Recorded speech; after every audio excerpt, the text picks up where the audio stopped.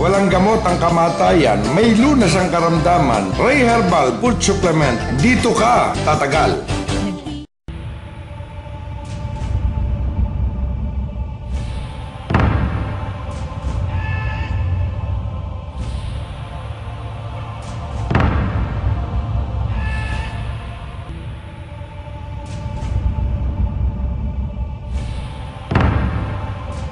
Kaya nga, ito ay ang hamon ko sa'yo. Pagalingin mo to. Gusto ko makita kasi ito ngayon, nakukuha ko sa may hinlalaki niya, sa ibaba ng hinlalaki niya, parang alalim na ng sugat. Diabetic to eh. Ikaw, being herbalist, anong tansya mo rito? 3 months.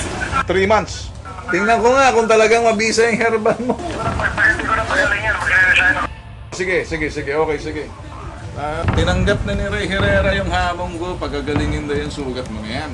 Gusto ko makita. So, handa mo sa linggo na to, tingnan ko na papadalhan ka. Imo-monitor mo, susumbong mo sa akin ha. Walang dayaan to, baka may dayain mo ako. Okay?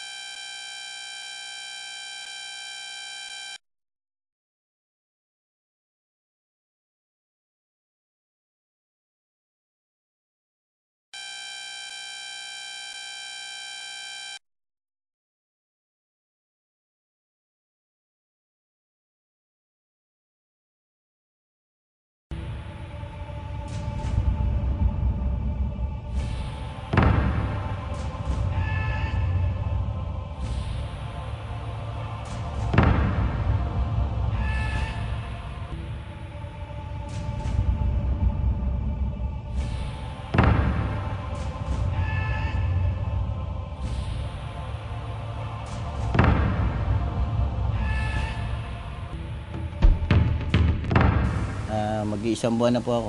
At yung aking pong sugat sa ilalim ng talampakan ay bumababaw na ang lalim ng pagkakasugat.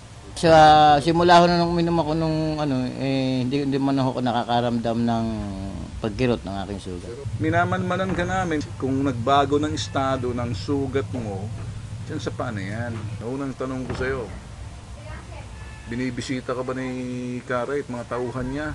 Tapos sa gabi, kinakausap ka, minamasa-masahe ka, sinusuhulan ka ng pera. Wala ni isang tao na bumibisita sa pamamahay ko at kahit sino ay wala pong kumakausap sa akin na kung ano ang nangyayari sa sarili ko. Ang nagtatanong lang po sa akin ang aking mga kamag-anak, ang mga kaibigan ko na nakita po ako nung nakita sa television kung ano po ang nangyayari sa akin. Hindi ka ba kinagapang ni Karay at binayaran, kausapin kami rito, talagang sinisiguro na umigi kasi nakataya rito ang negosyo ni Karay? Wala pong kumakausap sa akin dito. Wala.